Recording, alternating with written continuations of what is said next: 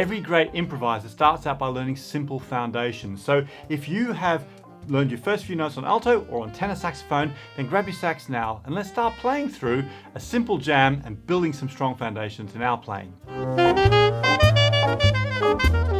we're going to start super easy. On the alto saxophone, we're just going to start with the note C, and on the tenor saxophone, we're going to start with the note F. Here we go.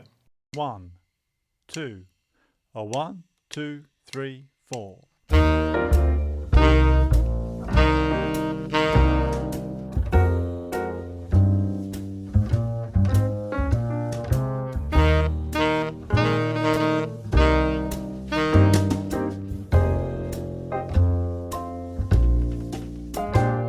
I've got 4 more exercises like that for us to work through. But first of all, why are we even talking about improvising, particularly if you're brand new to saxophone? Well, let me tell you that improvising, whether you're into jazz or any other style, it doesn't matter.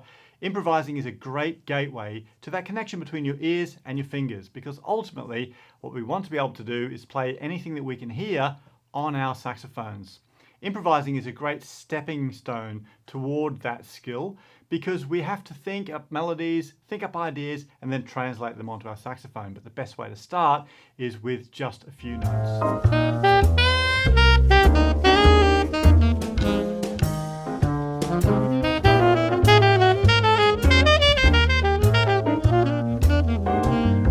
Before we do exercise number 2, remember to keep your tonguing really clear as you play through this exercise. So we want a really simple do, do, do type tonguing movement.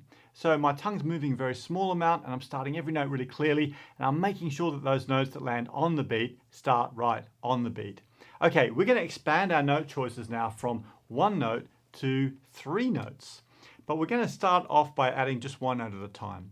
So alto saxophones, we already know we're starting with the note C. Now we're going to add the note D, and then in a second we're going to add the note E. On tenor saxophone, we started on F, we're going to add G, and we're going to add the note A. Okay, let's go back to the first exercise again. Remember, I play the first 2 bars, and then you copy me in the next 2 bars. Then we'll add the second of our 2 notes, and then we'll add the third of our notes. Here we go. 1, 2, 1, 2, 3, 4.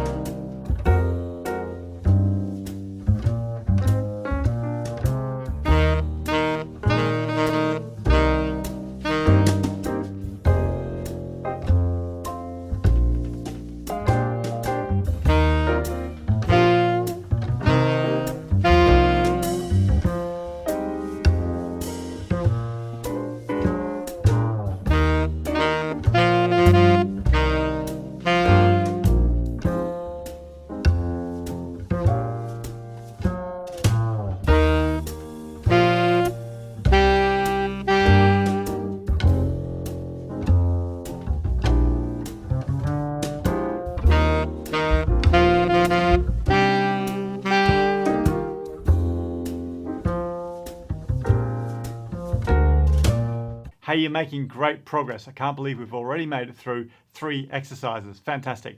Okay, now I should have mentioned that we're doing something interesting with our quavers or our 8th notes. Maybe you noticed already that our 8th notes or our quavers, our half count notes, aren't metrically even. Instead of going dot, dot, dot, dot, dot, dot, we're going do, da, do, da, do, da, do, da.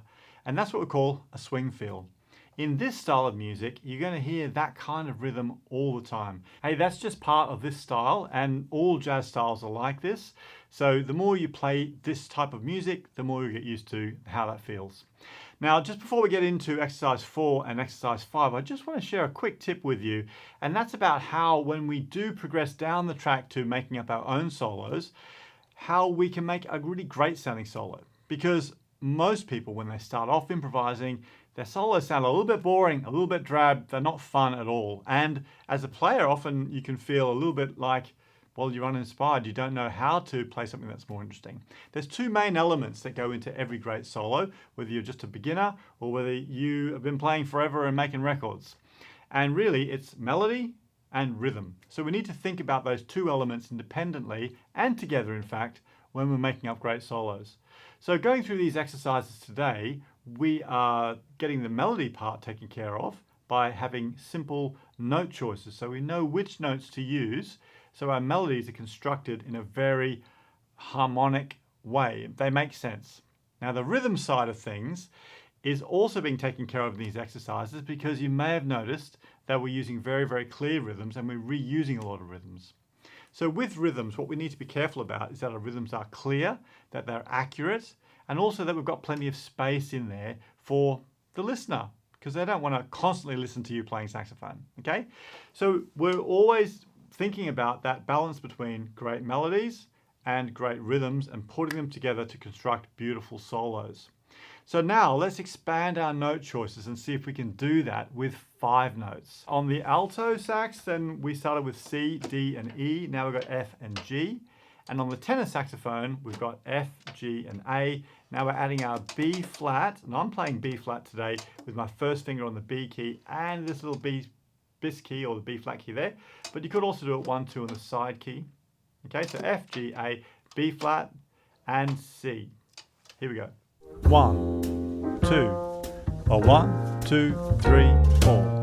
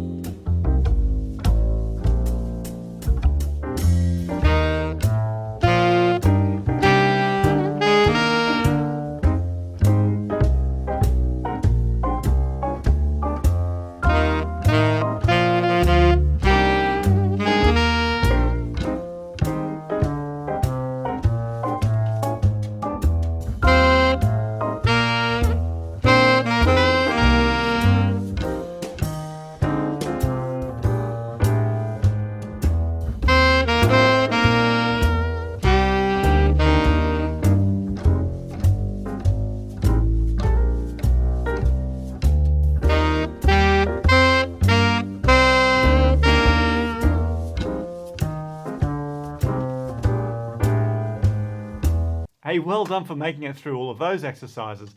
I hope you can see how that's all starting to come together. Now, I should just say this lesson is part of a much longer lesson for our Saxophone Pro members, where we dig into another 7 exercises, including our first go at improvising. I've got a really clever technique to help you get started making up your own melodies as well that absolutely sound amazing, and it's a brilliant first stepping stone toward becoming an improvising saxophonist. If you're interested to see that full lesson and to see how we're helping thousands of other players like you every single day, from first steps right through to making albums and out touring and gigging, well, you can grab the 14-day trial for Sax School. The link is down below.